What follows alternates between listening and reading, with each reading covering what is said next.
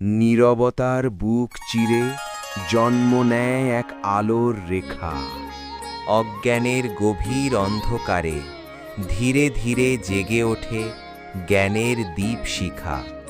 সেই আলোর উৎস মা সরস্বতী।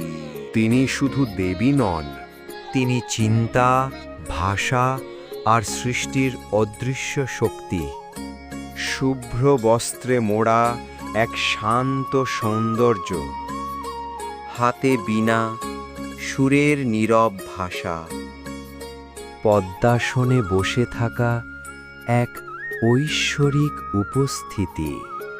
তার দৃষ্টিতে প্রশান্তি, তার হাসিতে করুণা।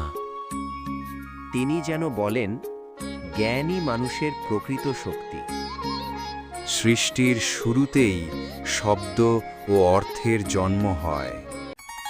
বিশ্বের নিস্তব্ধতায় প্রথম সুরের কম্পন জাগে। তার সুরে প্রকৃতি পায় প্রাণ।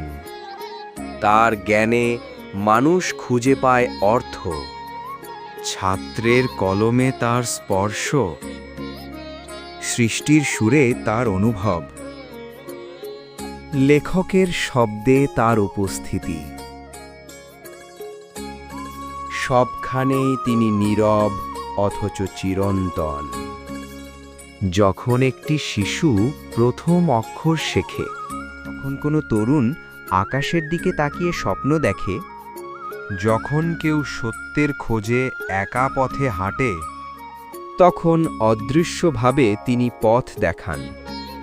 মা সরস্বতী জ্ঞান, সুর আর আলোর চিরন্তন প্রতীক।